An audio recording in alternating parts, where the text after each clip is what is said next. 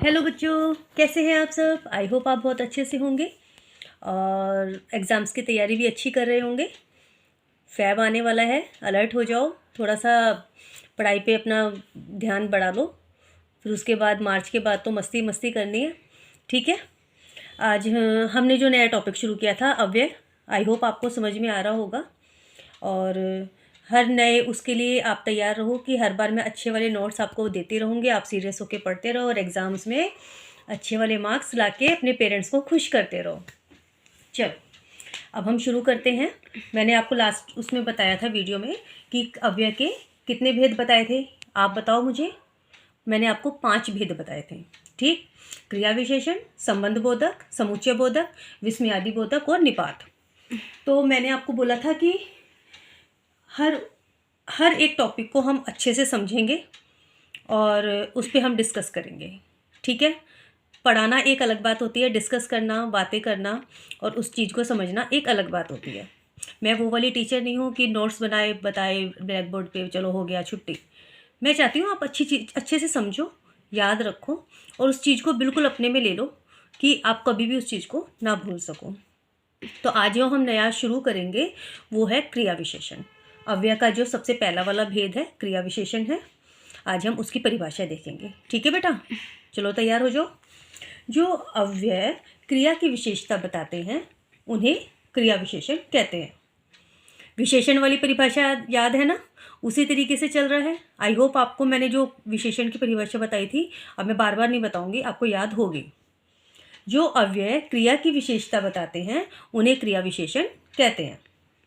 उदाहरण बताऊं। कछुआ धीरे धीरे चलता है, लड़का तेज दौड़ता है। अब धीरे धीरे और तेज कछुआ और लड़के के चलने और दौड़ने की विशेषता बता रहे हैं। यानी कछुआ धीरे धीरे चल रहा है और लड़का तेज दौड़ रहा है। तो कछुए की विशेषता चलने और दौड़ने की किसने बताई? 2 शब्दों ने, जो अव्यय हैं, धीरे धीरे और तेज। अतः ये दोनों शब्द क्या हो गए? क्रिया विशेषण हो गए। समझ में आया? दोबारा बताऊं, क्लियर करूं। कछुआ धीरे धीरे दौड़ रहा है, चलता है। तो कछुआ जो धीरे धीरे चल रहा है, धीरे धीरे जो शब्द है वो क्या होते हैं? वो क्रिया विशेषण है, ठीक है। समझ में आ गया? चलो अब क्रिया विशेषण को भी 4 भागों में बांटा गया है बेटा। पहला कालवाचक क्रिया विशेषण, फिर दूसरा स्थानवाचक क्रिया विशेषण, तीसरा परिमाणवाचक क्रिया विशेषण और चौथा है रीतिवाचक क्रिया विशेषण।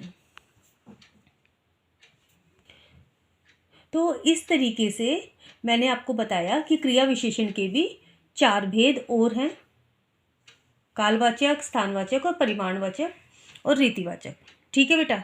तो उसको मैं अलग एक एक करके हर एक टॉपिक को क्लियर करूँगी। अगर मैं सब कुछ एक बार में बता दूंगी और टीचर्स की तरह तो मेरे बच्चे कंफ्यूज हो जाएंगे। तो मैं ये नहीं चाहती कि बच्चे कंफ्यूज हों। छोटे छोटे टॉपिक्स को धीरे धीरे अच्छे से अपने में, मतलब मैं ये चाहती हूँ जैसे हम पानी पीते हैं ऐसे आप हर चीज़ को समझ के अपने में समा लो। ये नहीं कि आप एक साथ बहुत सारा इकट्ठा करके ले लो फिर आप कंफ्यूज रहो कि अब मैंने आपको बताया क्रिया विशेषण के बारे में, आप फिर कहेंगी कि यहाँ कालवाचक ये वो, आप कंफ्यूज ना हो जाओ, ठीक है ना बेटा। और अगर आपको कुछ भी दिक्कत हो या कुछ भी ना समझ में आ रहा हो तो आप मुझे कमेंट बॉक्स में कमेंट करके अपने क्वेश्चंस पूछ सकते हैं। उसके लिए कोई प्रॉब्लम नहीं है, मैं आपको उसके सॉल्यूशन हाथ के हाथ देने की कोशिश करूँगी, ठीक है बेटा। क्लियर हुआ मेरा? कोई प्रॉब्लम तो नहीं है? कमेंट बॉक्स में कमेंट आप करो, कोई प्रॉब्लम हो तो बेझिझक किसी भी टाइम आप मुझसे क्वेश्चंस पूछ सकते हैं, मैं आपको उसका सॉल्यूशन बताऊंगी। दूसरा एक बात और करनी है बेटा, अगर आप लोग इस चैनल पे नए आ रहे हैं तो आप इसको सब्सक्राइब करो, ताकि जो जो मैं आगे वीडियो बनाऊंगी वो आपको मतलब कि बिना किसी मेहनत के आपके पास तुरंत उसी टाइम पहुंच जाएंगी, ठीक है ना। आपको कोई प्रॉब्लम ही नहीं होगी। और एक चीज़ और है बेटा, हम लोग हमारे टाइम में क्या करते थे, हम जब किसी टीचर से पढ़ते थे तो हम ये कहते थे कि वो टीचर अच्छे हैं, आप उनसे ट्यूशन पढ़िए। तो आप अब वो तो लॉकडाउन चल रहा है और ऑनलाइन क्लासेस का टाइम है, तो आप क्या कर सकते हैं, आप वीडियो शेयर करो, अपने बेस्ट फ्रेंड्स की हेल्प करो।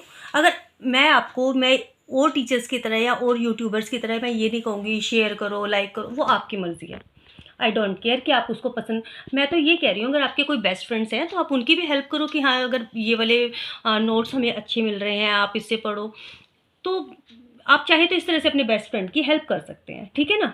चलो नेक्स्ट वीडियो में हम फिर से मिलते हैं, आज के लिए इतना ही, बाय बाय बच्चों।